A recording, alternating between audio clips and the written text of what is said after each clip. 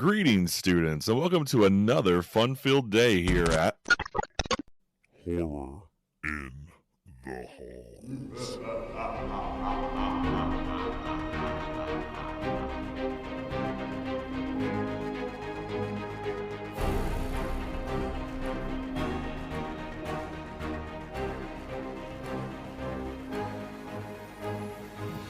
What's up, kids, and welcome to Horror in the Halls. I'm Bob, aka Mr. Holland.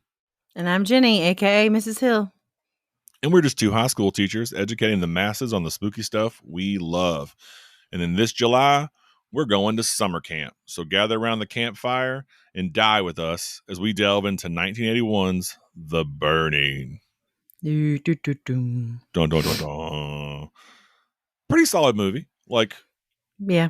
I kind of, it's one of those that has like a huge cult following because it came out, it was limited, and then it went out of print. So pretty much any horror movie in the 80s that goes out of print has like a huge, ridiculous following.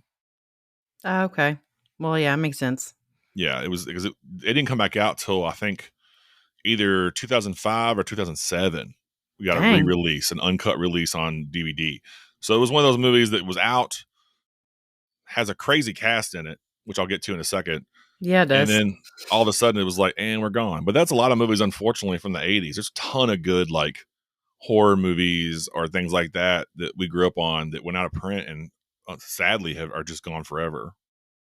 Which is sad. I know, especially from the 80s, because that was like the golden era of horror movies, in my opinion. 70s, 80s, because that's the best. So let's get into the deets, then we'll get into all the fun stuff. So again, The Burning, release date, May 8th, 1991. Had a perfect pre-summer release date, I think. Runtime's 91 minutes. Directed by Tony Maylam. He's a BAFTA-nominated English filmmaker. He mostly did documentaries before this, so I think that kind of lends itself to the gritty nature of this film, because I think documentary filmmaking is a whole different approach. So I think it kind of gives you a little bit. He also did like a great movie called Split Second. It's got Rutger Hauer in it. It's weird, like this big alien creature monster thing. It's pretty cool. I love Rutger Hauer, though. Written by, and I think this explains the whole tone of this movie, Bob Weinstein and Peter Lawrence. Story is by Brad Gray, Tony Maylam, and Harvey Weinstein. So in case you didn't know, they were kind of, during the Me Too movement, those dudes got just lambasted for all the sexual predation they had put on people as producers. Sadly, I think Harvey Weinstein's first accusation actually comes from a production assistant on this film in 1981. And of course, they were the heads of Miramax, but I'm a firm believer in not letting art get tainted by the people involved. So we're still going to move on with this one. But yeah, that does explain a lot of the story, though. Very 80s, very rapey. But we'll get to that too. Cinematography is Harvey Harrison. He's also English. He's cinematographer and assistant director. It says on his like whatever that he's known for V for Vendetta, Equilibrium, and The Avengers, like 98, but really he was a camera operator. He hadn't really done a lot of big things as a cinematographer, and you can tell from this because the cinematography is meh. It's mid at best. Special effects, though, Tom Savini. It was crazy. He actually turned down Friday the 13th Part 2 to work on this movie. He didn't like the idea of Jason being an adult for no reason. It doesn't make any sense. Yeah, that was part of the reason why. He was like, yeah, he wanted to work on this because it was something different and he wanted to do like the different makeups and stuff. But also he was like, why is he an adult? I just did this movie. He was a child. Right. You know what I mean? So, and honestly, it would have been fine if he was still a child because it probably would have made it a little bit creepier. So or it would have made sense if he was an adult at the end of the movie because he obviously was in the bottom of the lake. Didn't make any sense. But whatever. That's why he didn't do it. Although he came back later, it's fine. The budget was $1.5 million, which doesn't sound like much today, but that's a shit ton of money in 1981. Right. But funny, it only made $770,000 in the U.S. and Canada, but it was like one of the highest grossing horror films of the 80s in Japan. It made $1.2 million in Japan. That's neat. It made more than its U.S. box office in Japan in its opening weekend in just 4 cinemas. Oh my And then, gosh, that's really yeah, fun. I couldn't find the total amount, but in the first 16 weeks, it made $1.2 million. So it made its money back, which is good. Normally you wouldn't have saw that. Didn't do it in the U.S. Like I said, very limited release here. But yeah, apparently the Japanese folks love this movie. But it has a very gory, kind of weird Japanese film feel, I guess. It's got a 75% critic score on Rotten Tomatoes, which is kind of crazy. 60% audience, 3.2 on Letterboxd, of course. A real kind of, at this point, cliche plot, but it wasn't in 81. So a caretaker at a summer camp is burned when a prank goes tragically wrong after several years of intensive treatment at a hospital, which that whole scene's ridiculous. He is released back into society, albeit missing some social skills. A lot, actually. Yes, all the social skills. Like that first death makes no sense at all. Right? Like none. But let's jump into the cast real fast and then we can talk about it. And this first one really bugs me. So we got Brian Matthews as Todd. He's kind of the main hero here. But then Keith Vandell is young Todd, but it's only a 5-year break. So that part annoyed the shit out of me. Lee Ayers is Michelle. Brian Backer is Alfred. You might know him from Rat from Fast Times at Ridgemont High. Lou David is Cropsey, which is actually based on a real killer. It was the Cropsey murders. The story was inspired by that, which I'll get to in a second. Larry Joshua is Glazer, and this is the cast in order. And then it jumps down to Jason freaking Alexander as Dave. This is his first movie. Ned Eisenberg is Eddie. I really liked his cat. I loved his character. He was funny. He was like the charismatic guy, and to see him with hair was hilarious. I know, right? Aaron was like, "Look at that hair, man. He's kind of cute." I was like, "I know, right?" Back when he had hair and he was funny and like it was very, very much. You could see his characters going forward, but it was pretty good. I liked it. Ned Eisenberg, also a really great actor as Eddie. He's done a lot of like TV stuff, but he's a solid actor. Carrot Glenn is Sally. Carolyn Houlihan is Karen.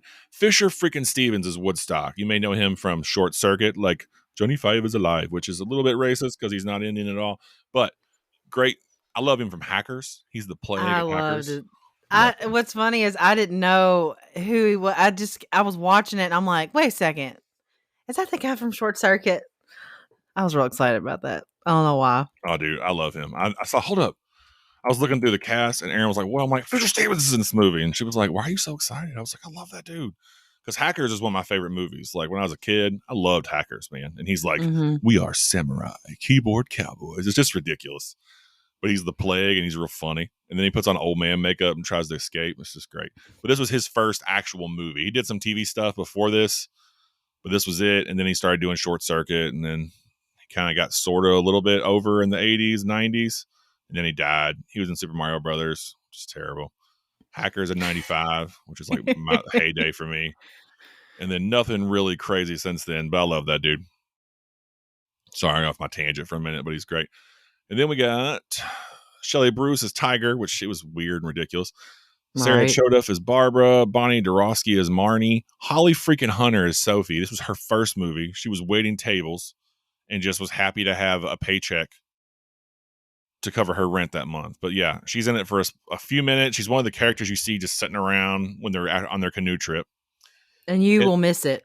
If you look away for a second. And that's what happened to me. I was like, where in the hell is Holly Hunter? Yeah. I kept looking for it. Johnny goes, who's Holly Hunter? The first scene where I saw her, Erin made me rewind because she missed it. She said, rewind. What do you mean? I said, she's right there. Because she looks, her hair's brown, which is not, you're not used to seeing. And, and she's gotten prominent when she was a little bit older. You know, so she has that, her face, she's very distinctive, but you catch it in her eyes. Oh, that's Holly Hunter. And I looked and that's who it was. Let's see. Kevin Kendall is Diane. J.R. McKinney is Fish. George Perry is Alan. There's a bunch of other people. They're just like orderlies, interns, rods. No one really big. We got J.C. Townsend as the unnamed hooker. It's terrible. It's a horrible, horrible thing. But yeah. Made no sense. I know. Like, so let's jump into this. Movie starts. You got kids at a camp plotting to get back on their lead counselor guy, caretaker. Apparently he was a dick. They tell this story about how he beats people up and he was terrible. So yeah, it's a prank gone wrong. I want to know these kids got like a legit human skull. Does that look like a rotted skull with worms and shit on it? I'm like, did you make this or did you go dig this up? That's creepy. I know. I was a little not concerned, but I was like, I wasn't sure if that was real or not either. I know, But I couldn't tell. Like, did you make this look really cool, or did you dig this up? It's got dirt and worms on it, and of course, for somehow the dude and slaps it on himself and catches his whole self on fire, which is a and there's a terrible freaking effect. tank of gas next to him. Yeah, in his creepy shed that he lives in. Like, It's like a storage shed with a bed in it. It's weird. so stupid. And it jumps to that burn scene, like that scene with him legs kicking on fire. That's Tom Savini doing that stunt / effect, which is kind of cool. The stunt guy who did that burn scene actually died filming Airwolf 4 years later. He was very young in this movie, but he died in a helicopter accident in Airwolf. Oh, that's sad. But he's wearing a really thick burn suit with a horrible fake human mask on. It looks so bad. It does look bad. I noticed that too. I was like, that. I mean, I couldn't imagine being a stunt person on fire. There's no way. No. And now it's new technology. It looks a little thinner. I mean, in the 80s, you did what you did, man. You had to be on fire for that long and then roll down that hill and that whole jazz, and you're on fire the whole time. Of course, you're in a thick suit. So you can't really fault them for that, It's for like safety. because it's like the Nightmare on Elm Street movie where he's like walking up the stairs. You can tell it's a burn suit, but like it looked really good, and that was a long burn scene. I was like, right? oh gosh, that's what it reminded me of. It's not like today where you can CG burn people. You know what I mean? Like then it was Yeah. like, that's a dude in a suit on fire. So Yeah, props. I'm not gonna hate him too much for that. But yeah, like so that whole happens. The man gets burned. The kid's like, oh no. But those kids are dicks, man. Like they're like, ha ha Right? ha. First off, they're all old as shit. Like everybody at these camps, there's like one dude who looks like a teenager, and the rest of them look like they're 40. The 80s was rough on everybody. But they just watched that dude burn to death. Right? They thought, and like, ha ha ha ha, and then dipped. Like, how terrible was this Cropsey guy? He must have been horrible. And then it cuts to this weird hospital scene with like this black orderly who's kind of an asshole. Like, you don't want to be a doctor, man. Come look at this crazy shit. And then like he just reaches up and grabs him, and that dude's like screaming, "Ah!" Like, you work in a hospital. That was so weird. It made no sense. And then then it cuts to the weirdest thing ever. I think he gets out of jail and he's walking, and he sees prostitutes. And the cool thing is, now we look at New York and it's shown as this touristy place, but New York in the 70s and 80s was sketch. And you saw the streets; it was just like prostitutes and porn shops everywhere, based on this footage, because that's in New York that they're shooting that in. This whole thing was filmed in upstate New York, so it's like New York looked like a place you would get straight murdered in. Yeah, And he meets, and the thing that makes me laugh though is that he meets this prostitute. She's like, "Come on up, honey." Did he meet her from across the street or something? Because all of a sudden he walks into the light and she's freaking out about his face. Did you not see his face whenever you were trying to make this connection here, friend? And she's just like, and why did you act that hysterical too? Like, I know. And that kill scene, it was really ridiculous lightning flash, like it's a Universal monster movie. Like, did you catch that? It was like black and white lightning flash. I'm like, what is this? Like House of Frankenstein? Get out of here. That was terrible. Looks somebody painted it. The whole scene didn't even make any sense. I was like, because it went from him being like exited from the hospital, and it's like in the background you hear all these like medical professionals talking about you shouldn't hold grudges against some kids. It was an accident. You shouldn't hold on to all that anger, and you should just move forward. And you've been out of the real world for 5 years now or whatever. And just I was like, and then all of a sudden he's killing a hooker. Yeah, he's just angry. He's just so mad. So mad. What is happening? It was silly. It was silly. I went, and it was a horrible death scene. She's, and the blood looks so bad. You can tell Tom Savini learned how to make blood later. It was not in this movie. Yeah, that looked like red Kool-Aid coming off of them with some syrup in it. I just didn't understand her reaction. Her reaction was so bad. I was like, "Oh, she's a terrible actress." Like, as a prostitute, I'm not trying to be judgmental. You do you, boo boo, but like, you have to see some ornery looking people. So, like, why are you freaking out that bad? Like, I know she went from 0 to get away from me, freaking out like he was like out of Frankenstein level of freaking out. Like, what already trying to kill her, and he was just like, "I'm looking crazy," and it's probably why he murdered her, because she tripped out. But I was just like, what? Yeah, it did not make any sense. No. And like when we get into the rubric, there's some stuff at the beginning that bothers me full on out just for technical reasons. So she's the first death, stabbed in the gut with a pair of scissors and then shoved through a window. Yeah. Ridiculous first death, but that's the first death. And so all that really could have been cut, I think. And then you jump to like a lot of like shots at this camp that has the widest range of kids I've ever seen. Yes, from like 7, 8 years old all the way up to like 17, to 35, 18, 35. Some of those people were 35. Come on, they look old as shit. I'm talking about like what they're supposed to be. I know, and they're all just sitting around smoking and stuff. Like Tiger looks like she's 11 years old, and she's like, "I'm sitting here smoking a cigarette." Yeah, 1981. What's up? What the world? When that painted the scene with her smoking and she's wearing that tiger shirt, I laughed so hard. I was like, "Is she wearing a tiger? Oh, Tiger's wearing a tiger shirt. It's great." With her ridiculous mushroom haircut. Johnny goes, "I mean, if your name was Tiger, would you wear a tiger shirt?" I said, "Absolutely, I would." Bro, that's probably why her name is Tiger. It was the 80s. Her name was probably something stupid like Mary or something dumb. Like, we're gonna call you Tiger. So funny.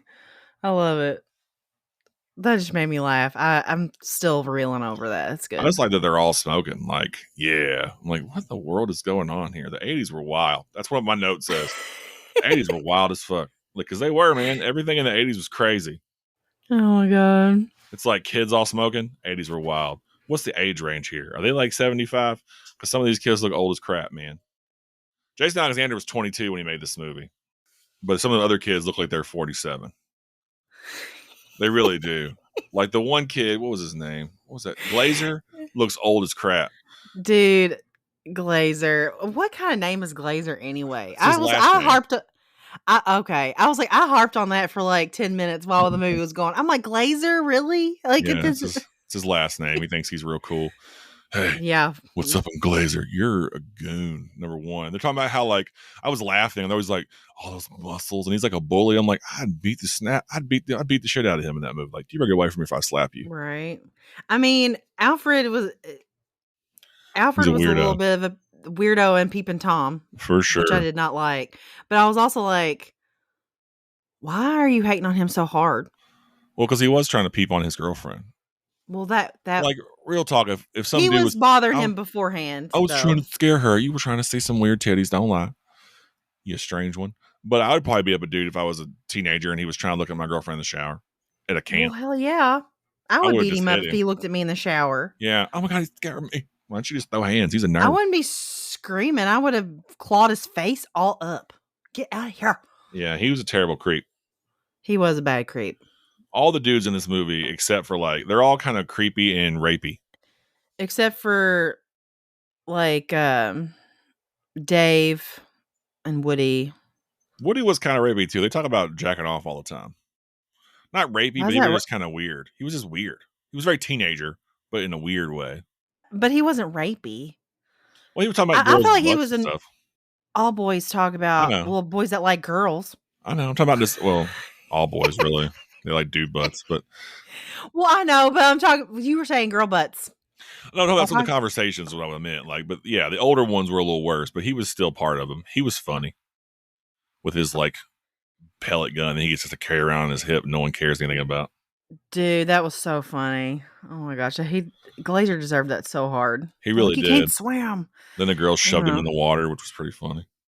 Yeah, he was like the tough guy, but really he was like just the insecure guy. Is what it was. He was not, obviously, because you find out later on that he is a 2-pump jump. Right. Oh, baby, I promise it'll be good next time. Okay, buddy. And I was like, dang, she just straight called him out. Oh, will it be good next time? We'll see. I know. She was cold-blooded. That's my note. Sally's cold-blooded. And she was like, well, you didn't do nothing to make me warm. He's like, I'm sorry, baby. I'm going to get you some matches. Got him. It was great. It was great. It was ridiculous. Great movie, man. Like it's not a great movie. Let me rephrase this. It's a good movie, especially for the 80s. When the kills happen, it's very much like a Friday the 13th. They just start happening, and then there's a gap, and then the end happens. Has a very Friday the 13th feel. Some of them are really dark. and I Yes. couldn't see what was happening. Some of the facts I looked up, it says despite being heavily compared to Friday the 13th, the script and production for The Burning started before that movie did. It just took longer for each step, which is why Friday the 13th was released first. So there wasn't like it was which is weird. Like it says they must have started not shooting until after Friday the 13th because Tom Savini worked on both of them. But yeah, I think that's interesting. It's very much in the vein of Friday the 13th. Summer camp movie, which of course we're doing camp month, so it's perfect. This is like one of the quintessential ones. There's a lot of great things, I think, in this movie. Some of the good shots, which I think is pretty cool. Let's see. There was a part I really liked, but I don't know if you would have liked it or not, because after a while I thought about like why it was shot the way it was. But like anytime you were through the lens of Cropsey, it looked very blurry. No, I And I was love like, that. maybe It's that's Vaseline on the blurry camera. because so Yeah. it's like blurry because that's how he's actually seeing. Yeah, no, that What's going part on. I loved. Technically, it was Okay. awesome. Remember, we talked about other episodes about adding the Vaseline to the edges. They for sure did it in this one. And it makes sense because like, they do it with Jason because he's looking through a mask. They do it with Michael Myers. He's looking through a mask, right? Yeah. Cropsey is missing like a whole eyeball. So like to me was perfect. I don't like, and we can talk about it for a second before we get into the shots, those really low shots for no reason. There's so many like almost just off the ground shots. They just aren't good. Of just like feet and ankles. It's ridiculous. Yeah, it doesn't make any sense when they do that for sure. No. Unless it's like it's a pan upward. That makes more sense to me. But he hardly ever panned. Even the beginning when he's walking through New York, it's a lot of like his feet. And I get it. Yeah, You that's want weird. to add mystique to your killer, but I was like, that's weird. So it was inspired by the Cropsey urban legend from the Hudson Valley in upstate New York. It was often told around campfires. The movie was set there. It was originally called The Cropsey Maniac, but they changed the name. Thank goodness. Let's see. I got so many fun facts on this one. It was a good one for the music later. It makes me laugh. So Tom Savini apparently... Go ahead, sorry. Johnny looked it up last night because he knew it was an urban legend from a certain area, but it was actually based off a real serial killer. Yeah. He was a child abductor. Frank Rushan or Rushan. I don't know how to say his last name. It's Rushan. But I thought that was cool. I'm gonna have to look him up. Yeah, with your true crime obsession, you'll probably dig it. The true crime person in me has to look it up. He was like a child abductor and predator and whatnot. That's terrible, but I still want to look it up because I'm weird. So according to Tom Savini, he only had 3 days to come up with the burn makeup, and he didn't really like it. He was unsatisfied, but I think it looks cool. I mean, yeah, it looks good. Yeah, I mean, for what you had to deal with, I think it looks pretty damn good. And he was creepy looking. Yeah, he was.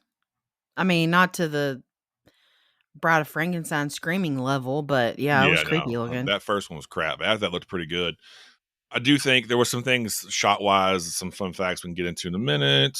Let's see here. There's some other good scenes. I like the campfire scenes because I thought that was because there's two. There's one in the beginning and there's one at the end where they're like telling the story, and he tells it twice, but the second time he tells it, it's like, well, it's really not the beginning of it's kind of like a quarter of the way through the movie, but I like the way that was shot, and I like the silhouettes of all the people that are sitting around at the end listening. So like each one looked more like the first one was ominous kind of, or more playful, but the last one was more ominous. I liked that. Yeah. So. I like that too. And those are some of the only scenes that are actually shot at nighttime. Okay. Which is interesting. You can tell in a lot of those scenes where it's supposed to be nighttime, it's daytime. So it's like, Apparently in a DVD documentary, Tom Savini said there were creative differences between the producers, aka the Weinsteins, and the writer-director Tony Malum. And Tom Savini was actually asked to write and direct a new ending. Okay. Yeah. Originally, apparently, also was supposed to be done in a cave, but they found one cave was full of bats, and they couldn't film there because of like conservation reasons. And the second cave apparently collapsed right after they got there. Oh, dang. That's scary. I know that'd be kind of scary, wouldn't it? Yeah. So like, this is crazy. Like, so this is like the feature film debut of 3 big actors.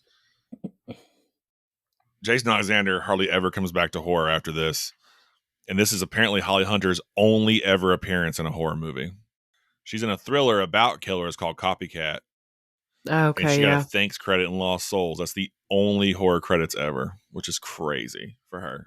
She's like an Oscar-winning actress, though, which I think is kind of cool. That's why I was like, where in the hell is Holly Hunter? Like, I was typing as I watched, and I must have looked away for like a brief second. I missed her because I was like, I missed it. Like, completely. Yeah, like I said, she's not like, she's always there when they canoe to the island. She's one of those kids, but she's just a background kid. And the only time you see her Yeah. like in camera, like really in camera, is when Todd is talking to all the kids about finding the canoes and building a raft. Gotcha. And she's like, the camera is literally pointed at her face. And then she turns and jumps on Jason Alexander's character's back, which is interesting. Let me see. I have so many like notes on this whole thing. And a lot of it's just reaction because I thought it was funny. But the supervisor, who's only in it like twice, was like, he kept saying, quiet please, like in the mess hall. And I started laughing. I said, oh man, that's like first year teacher stuff. 100%. Quiet class, quiet. No. It The other guy was like, hey, be quiet. It made me think of co-teaching in Whitney's class. All right, guys. And then she'll look at me and I'll be like, we're talking. Like, it's 100% like what it is. Okay, guys, it's time to quiet down. No, it's not. You got to put some. Yeah, I've done that in bass the in your voice. hallway when people are trying to like, hey guys, cool it. And I'm like, hey, quit playing around. And they're like, oh shit, what is where'd that come from? Huh? What? Yeah. Turn on your big kid voice. I know. This is my mama voice is what I like to call it. That's what I do. I turn on my dad voice. Yeah, and they straighten up real fast. It's like, oh crap, you yelled at me. Yeah, exactly. But I just thought it was funny because he just continuously tries to say, quiet please, quiet please. I'm like, shut up, dude. They're not gonna be quiet. Like you're talking to an entire mess hall full of all age ranges. I know, like, and it is a crazy range, dude. Like some of those kids are little. I know. I'm like, this looks like a real camp, but at the same time, it's like, why are all these teenagers here too? It was a real camp. It's still a camp. They do like drive-in movies and stuff. That's cool. Yeah. It's in Staten Island. Yeah, I told Johnny, I said this one feels more like a camp than some of the other stuff that I've seen. But like the outside shower scenes and stuff, I was like, that would suck to take a shower and like there's no roof on it. And you're like, Johnny goes, that's for real showering out in the woods. Yeah, it is. I know, right? I would be so like, at least there was a shower, you know what I'm saying? That's true, but oh my gosh. Yeah, it was filmed at, looks like, H. Pouch Scout Camp in Staten Island. It's still open today. Okay. Well, it was a cool looking camp. Yeah, it looked like a camp. It was one of those movies, like, there's so many movies in the 80s that take place in a camp. That's why I kind of wanted to go to a camp. You know what I mean? And I went to one. It was very similar to this. I was in 6th grade. I think Johnny went to the same camp. And it was, just running around, doing silly stuff, having fun. Except for ours was like, it wasn't a co-ed camp, so we had to worry about trying to hit on girls the whole time. But, you won't have a. I wouldn't have liked it. I can tell you that right now. No. So before we get into the rubric, do you want to do your infamous titty tally? There was only 2 this time. I know. I thought at first you weren't going to get any titties, and it was like, okay, I see you, girl. Well, I looked it up first because I always look up the movies we watch beforehand to make sure there's not a ton of like scenes that are inappropriate. That way I can watch it in the living room. But this time I had to go to my bedroom and watch this movie because Parker is a lurker, Yeah. So anyway, but there's only 2. But I will say the scenes where the shower scene, her boobs were like out for like a million years. Yeah. I was like, dang, dude. Like it did say it was typically it's not like it's a long shot, but it was decently long, and I did read that, so I was prepared for that. So yeah, I If was there was laughing only at that 2. scene because her hair, like the first time she first in there, she gets the shampoo in, she rinses it out, and then when it cuts to the boob shot, she's covered in soap. Like I'm like, you just rinsed Yeah. all that out, and then your hair's soapy under the water for like 10 minutes. Like how much soap did you put in your hair, child? It reminded me of that prank. Have you ever seen that video of that prank where the guy keeps, like, squirting shampoo over, like, the wall where the thing is, No, not, but and the that's people funny. are like, "Why isn't it coming off?" Like, they're freaking out. That's funny. I've It's not 'cause seen the that. kid I want to do that now. Mm, It was the one where it mm, was like they were at a campground and it yeah. was the brother or something, and one of the brothers was like squirting a little bit of shampoo and he would like rinse it and he's like, "Why isn't it coming out?" Like was freaking out and they're all laughing. Like, I don't know. That's what it reminded me of. I was like, "Why?" I thought the same thing. I was like, "How is it all soapy like that all I of a know, sudden?" right? It was funny. So you got like hers and then the girlfriend of Eddie and that really weird also rapey scene where he's like, "Come on, girl," and he got real like Italian sounding for a minute. Yeah, I was like, "Gosh, no means no. Shit. I know, right? Back up." Why'd you come in here then? Oh, because you promised her you were just going to swim, you turd. Like, what are you talking about? All right, well, there you go. There's your titty tally for this movie. Let's jump to the roll call of death real fast, and then we'll get into Okay. the rubric. So we have an unnamed female prostitute stabbed in the stomach with scissors for no reason at all, other than she Right. didn't like his face.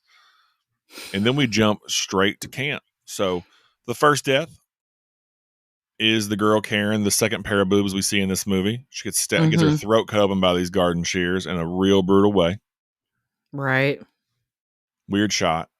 And then someone named It was Fish. dark too. It was dark. And it was shot strange. Again, it cuts around a lot. Then Fish gets their chest cut open by Cropsy with the garden shears. Barbara, this must be, so Fish was on the boat. He was the big dude that was their buddy. Barbara gets stabbed in the stomach. Woodstock gets his throat cut open, but he also got his fingers cut off and his arm, as you find out later, which is kind of brutal. But I will say just a quick, I'm going to get into the effects. Well, I'll wait to our effects thing. Eddie gets garden shears shoved down his throat, which is awesome. Right. Ugh. And these are the sharpest garden shears ever because Diane gets her head sliced like wide open, like through the skull with these garden shears. I know. What's this, a katana? These are the sharpest garden shears I've ever seen in my life. Katana. I know. Like, what are you, a samurai? How'd you even do that? Then it shows Sally killed by unknown means. So I'm assuming she was killed with garden shears, but you don't see how he killed her. Glazer gets stabbed in the neck, which was pretty rad. I like that. And lifted up. Yeah, it was pretty dope. And the next death is Cropsy himself. Incinerated with a modified flamethrower and hacked in the face with an axe by Todd. Which, that whole scene to me is silly at the end because he's walking around and like he's like, "Hey, where you at? Alfred, Todd is." And you're getting these weird flashbacks, right? Yeah. So that's another thing. There's two things that bother me at the end. First off, it's only 5 years. Why is Todd a completely different actor? Like, logic would have been put a hat on him where you couldn't see his eyes, and then when he has that flashback, it like the light shines under the hat and you see it's the same guy. Totally different kid. It's like young Todd. The dude who played young Todd looks older than old Todd. And it's only 5 years. You wouldn't look that different. No. Like, you can look at photos of me when I'm 10 and you can tell it's me now. Not a totally It would have made different more person. sense to say he was 10 and it was 8 years later and he was 18 and he was a camp counselor. Yes. It would have made more sense. But if he'd have been the young guy with the glasses, maybe. Because that kid was actually young. But they made it 5 years. It's kind of silly. So that part kind of bothered me. And then he's walking around with that flamethrower with all the laser sounds going off. But he's just walking around with it. And then it goes off. You weren't like using it. You were just like, yeah, fire. In my mind, you got burnt almost to death. I think you would have like a weird Frankenstein fire bad kind of situation. Not, right. Let me make this flamethrower out of some bits I found in this old mine, which was a copper mine, by the way. It was a dusty old copper mine, which was a cool location for a movie. It looked awesome. So I'll give him props on that. But that part seemed silly to me. I understood like the garden shears because you were like a caretaker guy. But while you walk around with a modified flamethrower, you got burnt over your entire body. Half your face is melted like you were made of wax, my friend. But yeah, that's not my biggest critiques of this movie, other than the shots, which I'll get to in a second. So you want to add anything else before we jump into the rubric? No, I think I've covered everything. Okay. All right, guys. So the rubric. So we'll start with the literary element. So the script, story development, dialogue, and character development. All right, so there's a lack of character development for sure. There's absolutely none. No, exactly. And it makes But no sense. The I story did like the continuity is terrible. banter. Yeah, some of the I did dialogue like is good. not all of it. Some of it's No. terrible. But I think honestly, But it's only Jason Alexander. Him and Woodstock are both really good. They talk to each other well, but they both do a lot of yeah. comedic roles and their timing is good. Yeah, it was like from the Friday 13th movie we did with Yeah. Teddy and what's his name? Yeah. I can't think of his name right Exactly. now. But like it was You that find that banter that I Jimbo and liked. Teddy. You find that good Yeah. banter and that good role, but it's only those two characters really. Mhm. Alfred's weird. I was just trying to scare her. Glazer's terrible character. Todd's kind of a goof. I'll kick you out of here, man. I'll bust your ass at camp. Oh, it's just silly Yeah, 80s Todd and nonsense. Michelle's relationship was like didn't make sense. Like I was like, what? Like Also, 1 minute she's like super pissed off at him, and then she's like, oh my gosh, well, we'll see you later. I'm like, I didn't quite understand that either. and then they're all looking for the canoe, and she's like, no, let's wait over here. Let's go do it in the woods. What? Also, that chick's from Bloodsport. She's a reporter from Bloodsport at the Kumite with Van Damme, in case you didn't know. I saw her. I went, I didn't know. it's that girl from Bloodsport. I love that, dude. I went as Jackson for Halloween one year. It was awesome. I had like a wig and like a Harley bandana and some sweats. I was like, Jackson, you got it. It was awesome. Anyway, it's a little mental image for you guys. I did like this the story behind Cropsy, like the urban legend type thing, but I don't think it was written very well in this. Like it could have been better. Yes. I think, like you said, that first couple scenes didn't make sense. Like the orderly freaking out over him grabbing his arm, that didn't make sense. Didn't need to be there. It's overacted. The prostitute's overacted. And he killed her for it no was like, reason. honestly, it should have been like, it should have showed that scene and then just put 5 years and then went straight to camp. Yeah. And it And has then those showed weird them jumps where telling it's the like story. 1 week later, Yeah. 5 years later, and the weird tongue. The beginning is just not good. You can tell the writers were unexperienced. This is like Bob Weinstein's like first writing credit.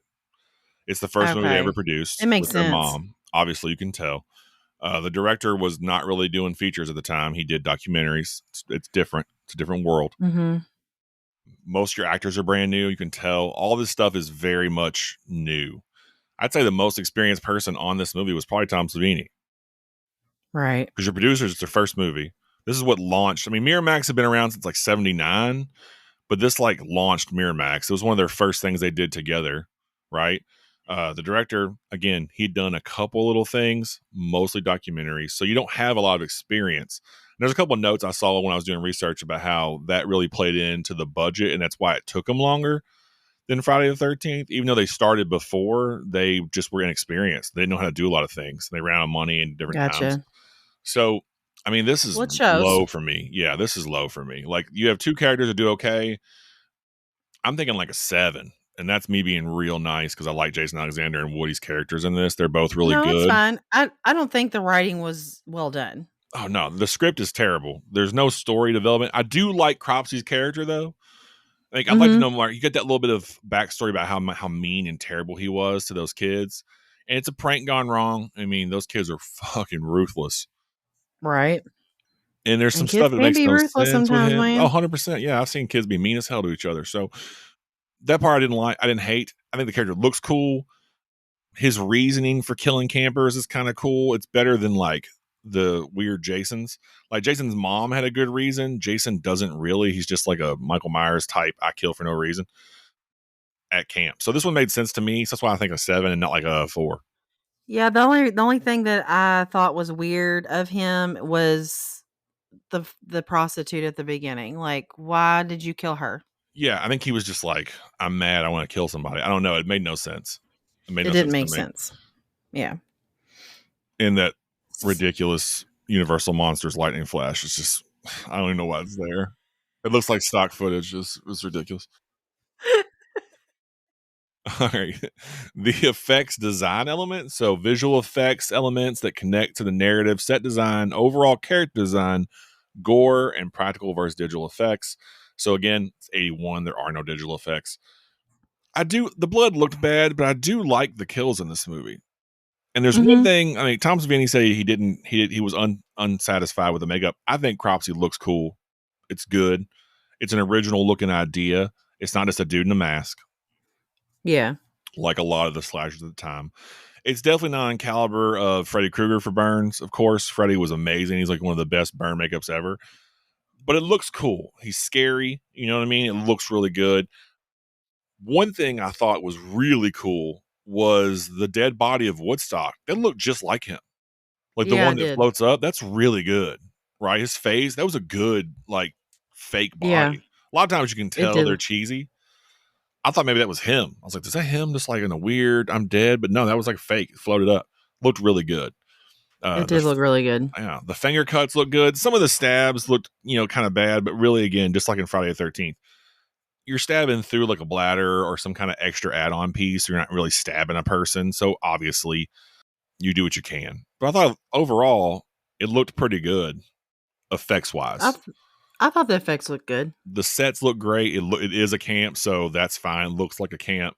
The hospital was a real hospital. I really dig the final scene at that copper mine that was just out there in the woods. Because it's a random place. It's a creepy place where a killer would hide out, which I liked. It was dark and dreary, the copper mine. So it looked kind of cool, man. I liked it. So for me, this is kind of high. I'm thinking like maybe like a 15, 16. Sure. Maybe 17. I mean, what do you think? They're not bad. There's a couple things that are cheesy. The blood looks really bad. I will give it that. But again, it's 1981. I think the finger cut off was really cool. And he's like, and I'm like, oh, dang. Yeah, I was like, it hurt my butt. It hurt your butt? I got butt clenched. Like, I couldn't imagine losing my fingers. I wish you like, said that. Oh, my God. You never heard me say that? Oh, it hurts my butt. Oh, man. Maybe not like that. It was just that was funny. Oh, my goodness. Oh, that was great. Oh, man. Sorry. That was great. I loved it. It was great. So what do you think? Like, you think 16's good? Yeah, 16's good. Okay. All right. Oh, God. Oh, that's ridiculous. So the visual technical element, so overall aesthetic of the film is pleasing to the eye. Lighting, creative camera shots, and movement and lens selection. I know you hate this. Not good, man. Like, there's a lot of low shots for no reason. Like, we're seeing people's feet. Yeah. Like pan shots. If you're getting like movement, fine. And like I said, I did like the Vaseline trick on the end just because it does give you that good perspective. Yeah. I liked that the music changes. I love the first person. It was big in the 80s for the killer, and it's awesome. I don't know why we had to see a lot of people's feet. Like the shot, Yeah, no. another weird low shot, like the shot of Woodstock going through his suitcase looking for his vitamin E when he's all scared. You're looking up that dude's nose. Like, why is it shot from that angle? It was shot from under the bed. It looks terrible. Like, you're seeing this dude's boogers. I'm like, what is going on here, man? This is bad. And I just wasn't a fan of that. The lighting in a lot of scenes is too dark. They couldn't afford to actually shoot at nighttime. So a lot of those scenes that are supposed to be at night are during the day, and you can tell. So, like, for instance, they're all at the campfire when Eddie comes in as that fake killer and scares them all, right? That's a true nighttime shot. It's dark. There's a fire. It's a good shot.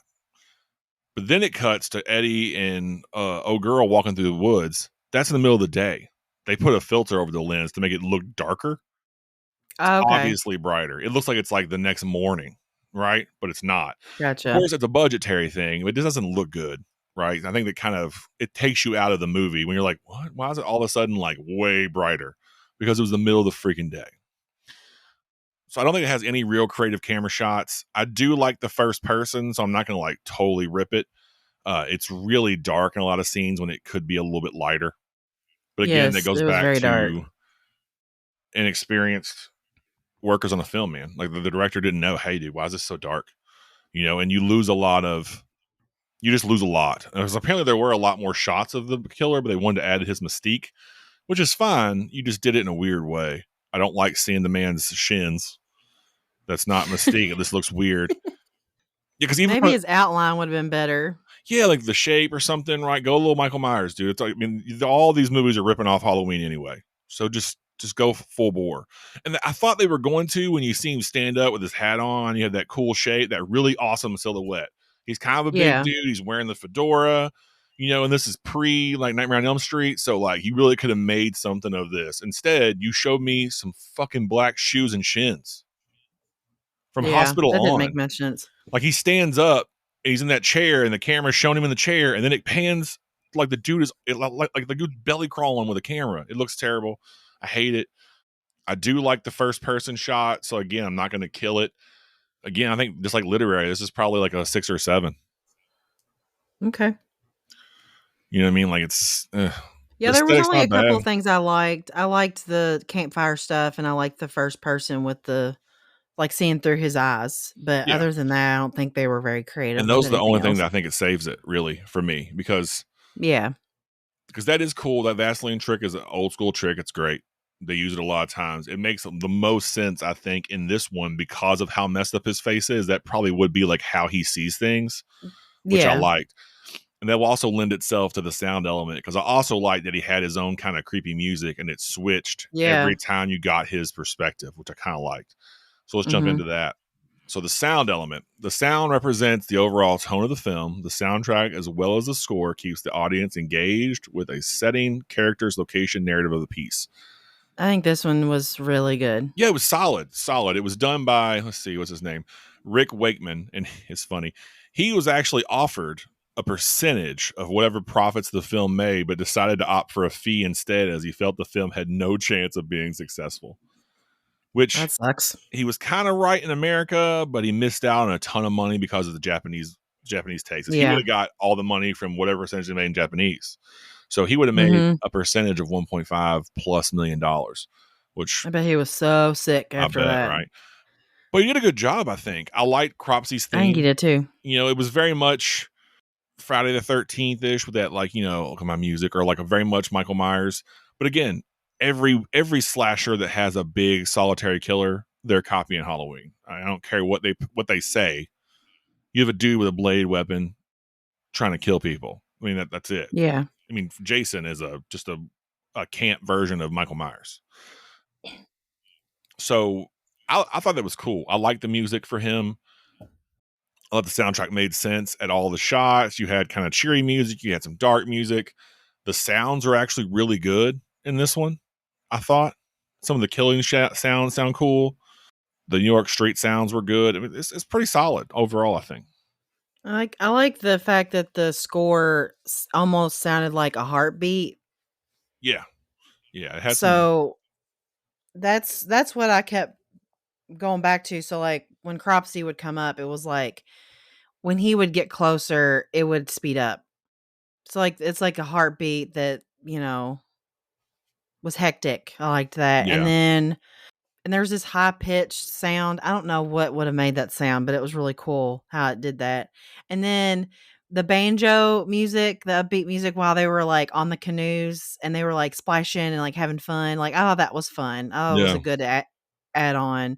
And then I thought it was weird, but also funny. But like they had that psychedelic type music when Alfred is watching Sally and Glazer in the woods because he is freaking creeper, dude. Yeah, he's creeper.com. Yeah, it's like he wants to be Glazer and like Sally. I don't know. It's Probably. weird. That's what it was. He's just a creeper. The only thing I thought was kind of weird is when he had the torch out, they used like a weird laser sound. It's like beep, beep, beep, beep, beep, beep, beep. I'm like, what the hell is this? Star Wars? I What's didn't going even on? notice that. That's Yeah, funny. the laser sounds are weird. But I know this is your favorite one. So what do you think? Oh, this score's pretty high for me. I mean, I can take off points for the lasers. I didn't even notice it, to be honest with you. But I I just thought it think was it was funny. because It was whatever. It but was I just thought this is probably the most well done out of the whole of the movie was three, yeah, what for sure. yeah, was the score and the sounds and things. I thought they did really well with All right, this. so what do you think? So What would you score this as a teacher if you were doing this as a class? I would be between a 15 and a 20. Okay. Only because I know that I will remember the score on this one, All right. whereas the other ones I won't. Let's just go full 20 then, because I agree. I think not quite Okay. 25. There's a couple of things that make no sense, but No. I do like the sounds. I like that he has his own sound, and it's not like a direct ripoff. It's just kind of a cool, okay, and I enjoy it. Like I said, overall, solid soundtrack. Just didn't do as good as you thought it did, though. I thought it would do better, but after talking it through, I was like, oh yeah. But I still liked it. I thought it was good. I thought it was a good watch. Got a solid So. 50. All the summer camp movies were pretty much failures. I think Friday the 13th got what, like a D or a C maybe. Yeah. But of course it's Friday the I think it got a 13th. You can't D. go wrong with that one. Good makeup. This one again, Tom Savini killed it. There's some stuff, like I said, I think if we had a category that was just effects that didn't include like character design, set design, it would probably be a little higher. And really the blood writing killed me on this also one. killed it. Yeah, the writing and the visual effects killed it. Like I'm telling you, that bothered me. Those low shots, they were stupid for no reason. It really bugged me. I'm like, and people are probably going to hate the fact that I was like, wow, this movie sucked. Because it doesn't suck. It's not a bad movie. And I like the idea of Cropsy. I really do. I think it's an interesting take on a slasher, right? Garden Shears, super original. I mean, it's the Blade option, but it still looked cool. It has some really cool posters. It has one of the best posters I've ever seen. It's a fan-made poster. I'm probably going to use it in our post just because hopefully no one tries to send me a cease and desist or nothing, but it's dope. It's orange. It's got a picture of the dude. I'm going to try to buy it and hang it up somewhere. It's a rad poster. Even the name is cool, because he was burned. It's a good premise. This is a movie, honestly, and I'm usually not really big on horror remakes. I'd love to see this remade. I was gonna say that too. With a little bit more it'd be cool to see it. care, a little bit more kind of approach to it. It could be really good. Cut out the whole beginning because it makes no sense, right? It doesn't make jump sense. straight in, take the Friday the 13th route, go, show him going to the ER so you have an idea that he survived, and then boom, 5 years later, people start dying at camp by a big dude in shears, and you're not sure who it is, but there you go, and because it's almost like they tried to go Hitchcock and make Alfred seem like the MacGuffin, like maybe it's him, but it's not him, so it makes no sense. He's just weird and creepy. You know what I mean? So it'd be cool to see this one remade, which again is not something I normally would say. But yeah, I'd like to see that. I think it would be really good. It's a great story. It's a cool killer. I think the idea is interesting. But yeah, so there you go, guys. A big old 50. It's a failure, but it did launch the careers of Jason Alexander and Fischel Stevens and Holly Hunter. So I guess which is thanks. crazy. It really launched the careers of the Weinsteins, and even though they're horrid pieces of shit, they've made a ton of movies that everyone knows and loves. I mean, Miramax is responsible for some massive movies. And really, they're responsible for Quentin Tarantino because Harvey Weinstein kind of got him started. So I guess you really got to say thanks, buddy. But sorry that you're a POS. But yeah. So yeah, guys, let us know what you think. Is there anything you want to add, friend? Well, just a reminder what we're reading this month. Yeah, The Lake. Because that comes up on the 30th is the episode, but it is The Lake by Natasha. Is it Natasha Preston? Yes. I believe Natasha so, Preston. Yes.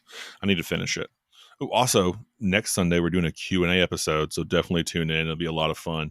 We got some great questions on our Instagram. If there's anything you've ever wanted to ask us or want to know or just think it would be funny, jump on there. We're not going to record it till probably next week. So you still got time to jump and ask some questions. And then it'll come out 1 week from this one. So ask away. And yeah, guys, we'd love to hear from you. We'd love to find out what you want to know. Any burning questions. Don't be weird and personal, but you can, whatever. I might answer. Don't be weird and personal. Do whatever, man. Ask some questions. Yeah. Is there anything else we need to do? You want to tell them how to get a hold of us? Sure.